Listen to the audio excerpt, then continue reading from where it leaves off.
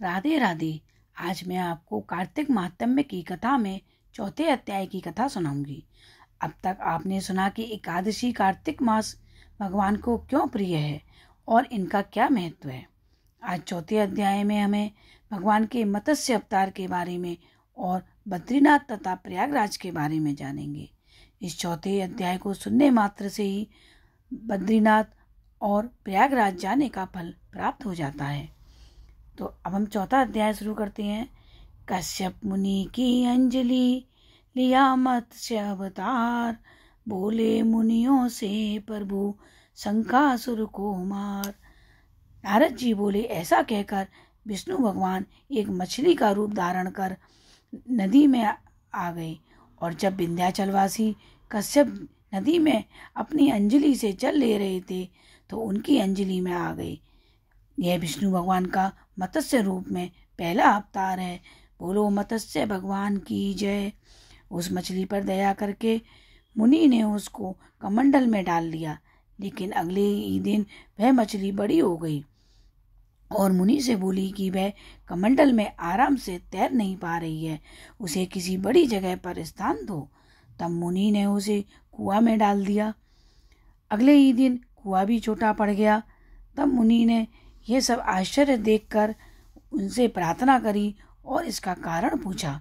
तो मछली ने बताया कि वह इस तरह मत्स्य विष्णु भगवान का अवतार है और आज से 7 दिन बाद पृथ्वी पर जल प्रलय आने वाली है। तुम सभी अनाजों को और औषधियों के बीजों को एक जगह एकत्रित कर लो। प्रलय के समय एक नाव प्रकट होगी, तुम उसमें और सप्त ऋषियों के साथ बैठ जाना। मैं तुम्हारी मछली के रूप में रक्षा करूंगा और सभी वेदों को उनके बीज मंत्रों सहित वापस लाऊंगा। तब ऋषि ने उस मछली को कुएं में डाल दिया। कुएं से तालाब में और तालाब से जब तालाब में भी मछली समा नहीं पाई तब उसे वापस समुद्र में डाल दिया। तब वहाँ मत्स्य रूपधारी भगवान ने शंकासुर दैत्य को मारते हुए और उसे अपने हाथ में दबाकर बद्री वन को ले गए।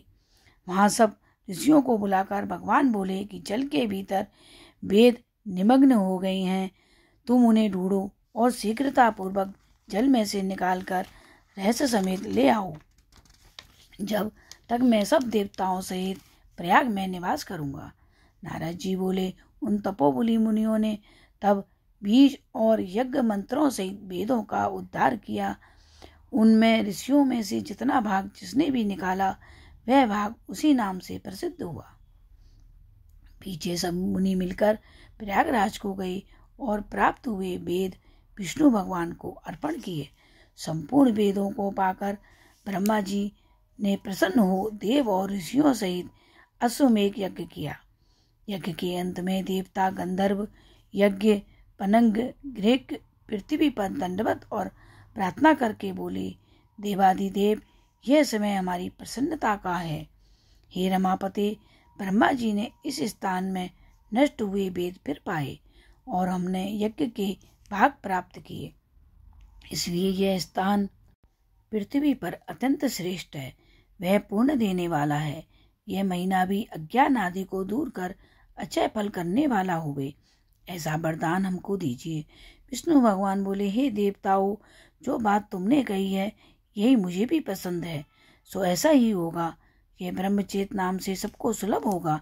सूर्यवंश राजा भगीरथ यहाँ गंगा जी को लाएंगे और उस जगह पर सूर्य की पुत्री यमुना जी से गंगा जी का संगम होगा। ब्रह्मादि तुम सब देवता मेरे साथ निवास करो और यह तीर्थ तीर्थराज के नाम से प्रसिद्ध होगा। यहाँ किया हुआ दान तप व्रत होम पूजा आदि कर्म अत्यंत फलदायक और मेरे पास पहुँचाने वाले होंगे। अन्य जन्मों के किए हुए पाप कर्म भी इस तीर्थ के दर्शन मात्र से ही नष्ट हो जाएंगे। जो मनुष्य देह धारण कर मेरे समीप प्राण परित्याग करेंगे वे मोक्ष को प्राप्त करेंगे। जो पुरुष अपने पितृस्वरों का यहाँ श्राद्ध करेंगे उनके पितृगण मेरे स्वरूप को धारण करेंगे। यह काल भी मनुष्यों को पुण्य फल देने वाला होवेगा। माघ मास में मकर संक्रांति को प्रातःकाल स्नान करने से यहाँ पर संपूर्ण पाप ऐसे नष्ट हो जाते हैं जैसे सूर्य से अंधेरे का नाश हो जाता है।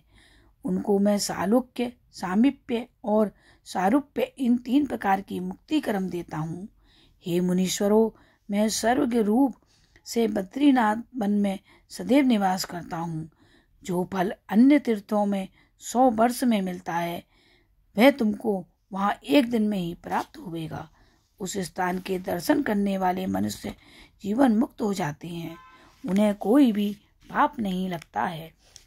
नारद जी बोले, हे प्रभुदेवता लोग ऐसा कहकर ब्रह्मा सहित वहीं अंतर्धान हो गए और इंद्रादिक देवता अपने अंशों से वहां स्थित रहकर अंतर्धान हो गए।